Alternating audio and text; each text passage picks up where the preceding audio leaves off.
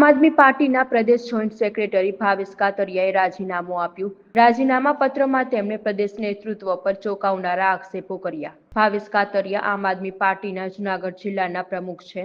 Isudan ગઢવીને WhatsApp મારફતે રાજીનામું મોકલી પાર્ટી પર ગંભીર આક્ષેપો કર્યા। મૂળ વિચારધારાથી ભટકી ગઈ હોવાનો અને કંપનીની જેમ ચાલતો હોવાનો લગાવ્યો આરોપ। પાર્ટીની વાસ્તવિકતા જાણીને સ્પષ્ટ લાગી રહ્યું છે કે પાર્ટીનો ઉદ્દેશ માત્ર ભાજપને ફાયદો કરાવવાનો જ છે।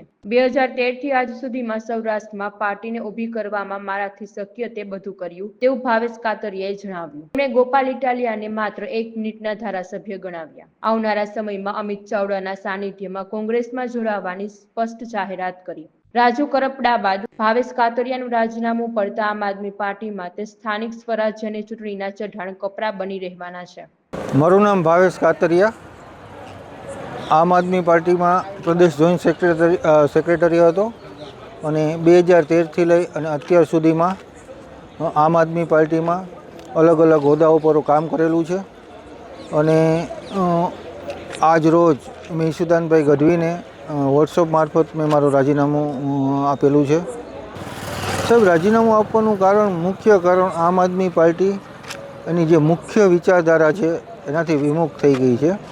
જે પહેલાં આમ આદમી પાર્ટી હતી અને જે આમ આદમી પાર્ટીમાં અમે લોકો જે કામ કરતા અને અત્યારની જે આમ આદમી પાર્ટી છે ને અમે કામ કરતા એમાં જમીન આસમાનનો થયો છે।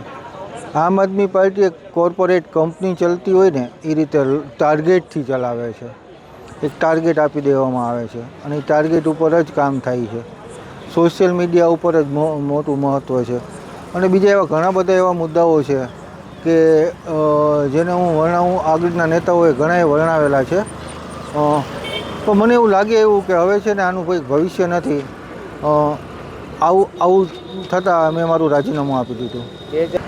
સાહેબ, 2013થી લઈને અત્યાર સુધીમાં આમ આદમી પાર્ટીનું નેતૃત્વ ગુજરાતને ખ્યાલ જ છે। જે મુખ્ય 5 આમ આદમી પાર્ટી સીટ જીતી હતી એમાંની એક વિસાવદર વિધાનસભાની સીટ હતી કે જે એક ધારાસભ્ય હતા વિસાવદરના ભૂપતભાઈ ભાયાણી। એ પછી એ ઉપરાંત પણ હું તમને કહું કે જૂનાગઢ જિલ્લામાં 5 વિધાનસભા આવે। એ 5 વિધાનસભાના 1,76,000 મત આમ આદમી પાર્ટીને મળેલા છે। તો આ મારું અને મારી ટીમનું નેતૃત્વ અને અમારી મહેનતનું ફળ છે કે જે 2013થી લઈ અને 2022 સુધી જે મહેનત કરી ને એનું ફળ હતું। સાહેબ, રજૂઆત કરવા માટે કાં તો ફેસ ટુ ફેસ મુલાકાત થવી જોઈએ અથવા તો ટેલિફોનિક વાત થવી જોઈએ, પણ ફેસ ટુ ફેસ તો અશક્ય વસ્તુ છે। પણ ટેલિફોનિક વાત કરવા માટે આપણો ફોન તો ઉપાડવો જોઈએ ને સાહેબ। મારે તમને રજૂઆત કરવી છે તો તમે મારો ફોન ઉપાડો, રિસીવ કરો તો હું તમને રજૂઆત કરી શકું ને। ગોપાલભાઈ મુદ્દે શું કહેવાનું કારણ શું? ગોપાલભાઈ મુદ્દે હું બહુ લાંબુ તો ન કહી શકું, પણ હું એક વાક્ય ચોક્કસ કહીશ કે મારી દ્રષ્ટિએ ગોપાલભાઈ છે ને 1 મિનિટના ધારાસભ્ય છે। 1 મિનિટના ધારાસભ્ય શા માટે? તો કે સોશિયલ મીડિયા થ્રુ અથવા તો સ્થાનિક મુદ્દાઓનું થોડું ઘણું પ્રેશર આવે એટલે કોઈની વાડીએ જઈ 2-4 પાથરા ઉપાડે કાં થોડું ઘણું કામ બતાવે અને સોશિયલ મીડિયામાં 2 વાક્યો બોલી અને સોશિયલ મીડિયામાં અપડેટ કરી દે એનું કામ।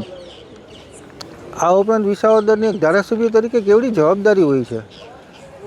વિસાવદરના કેટલા બધા મુદ્દાઓ છે।